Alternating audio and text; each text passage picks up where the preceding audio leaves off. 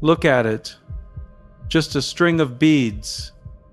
Maybe it's made of cheap plastic, glowing in the dark. Maybe it's polished wood, worn smooth by your grandmother's thumb. Maybe it's hanging from your rearview mirror, swinging back and forth as you drive to work. To the naked eye, it looks like jewelry. It looks like a relic of a bygone era. It looks harmless. But if you could peel back the veil of the physical world and see into the spiritual realm the way the mystics did, the way the saints did, you wouldn't see a necklace. You would see a weapon. You would see a sword forged in the fires of heaven, designed for one specific purpose: to slice through deception and bind the forces of darkness. Street Padre Pio, a man who bore the wounds of Christ and fought the devil in his cell at night, didn't call it a devotion. He didn't call it a meditation tool. He called it the weapon. He said, "Bring me my weapon." Why? What did he know that we have forgotten? Why does a simple loop of 59 beads terrify the infernal regions? Today, we aren't just talking about how to pray. We are decrypting the military history and the spiritual mechanics of the Rosary. We are going to find out why the devil hates the Hail Mary, and we are going to learn how to stop treating this object like a lucky charm and start wielding it like the sword it was designed to be. But first, we have to address the elephant in the room. The reason most of you aren't using this weapon effectively, it's not because you don't believe. It's because you are bored. Let's be brutally honest. For modern people, the Rosary is excruciating. You start with high hopes, you make the sign of the cross, you get through the creed. But by the fourth Hail Mary of the first decade, your brain has already left the building. You aren't thinking about the angel Gabriel. You're thinking about that email you forgot to send. You're thinking about the argument you had with your spouse. You're wondering if you took the chicken out of the freezer. The repetition feels mechanical. Hail Mary, Hail Mary, Hail Mary. It becomes a drone, a hum. It feels like a holy chore, a spiritual tax you have to pay before you can go back to your real life. And eventually, you stop, you leave the beads in the drawer, you tell yourself, "It's just not my style. I'm not a contemplative." But here is the twist. That boredom, that feeling that the prayer is useless, heavy, and repetitive, that isn't a sign that the prayer is broken. That is a sign that you are under attack. Think about it. If you are in a war, what is the very first thing an intelligent enemy does to a soldier? He disarms him. He convinces the soldier that his rifle is jammed, that his ammunition is duds, that the gun is too heavy to carry. If the enemy can get you to put down your weapon voluntarily, he has already won the skirmish. The devil doesn't fear your opinions. He doesn't fear your theology degree, but he is terrified of the Rosary. So, his primary tactic is to make you think it's boring. He wants you to see it as a chain of monotony, not a chain of command. To understand the true weight of what you are holding, we have to go back to the beginning. We have to look at the origin story. And this story doesn't start in a peaceful monastery garden. It starts in a war zone.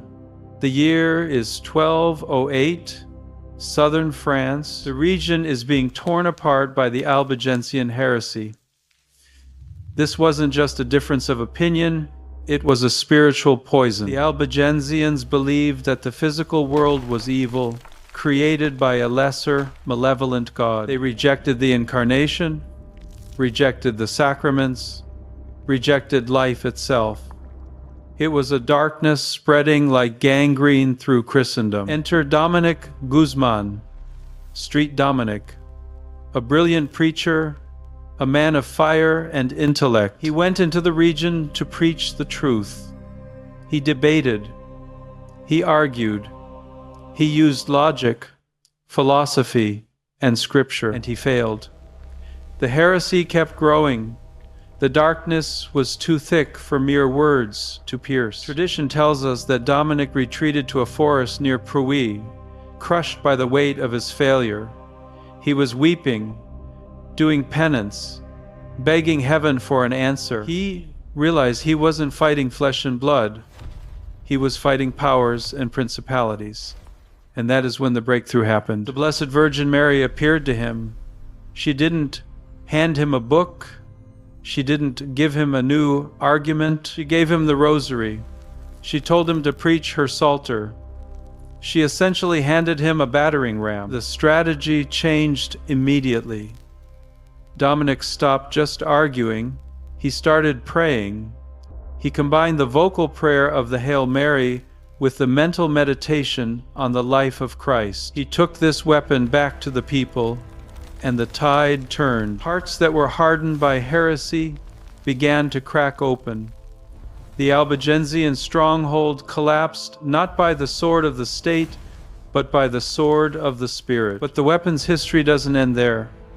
Fast forward 300 years, the 7th of October, 1571, the Battle of Lepanto. This is one of the most critical turning points in Western history. The Ottoman Empire, a massive naval superpower, is sweeping west across the Mediterranean. They have conquered the East.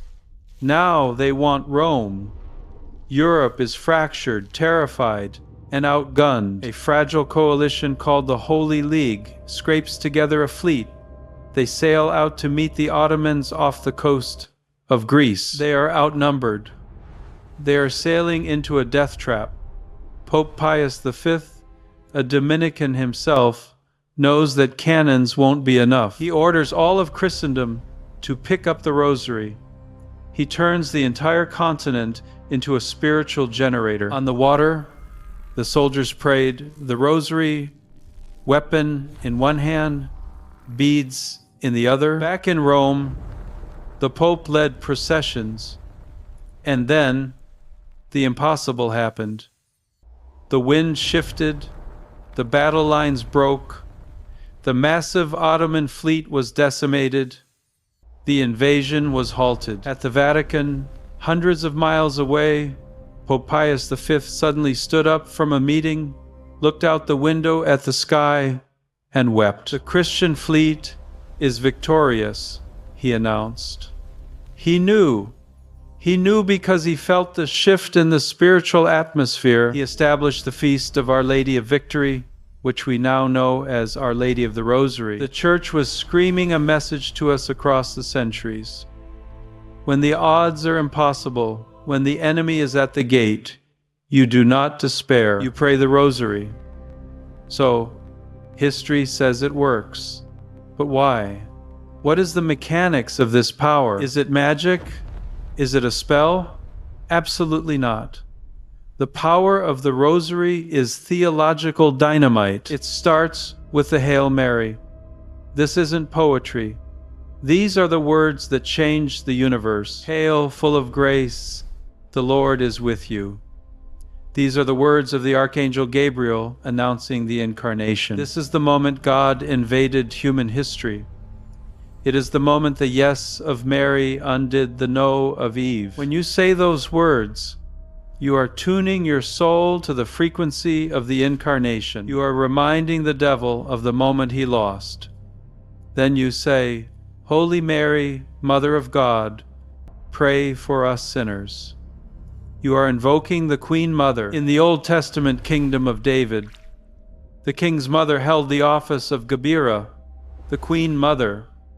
She was the advocate for the people. When you pray the Rosary, you are asking the woman who is terrified as an army in battle array to step into the ring for you. But the real nuclear core of the Rosary is the mysteries.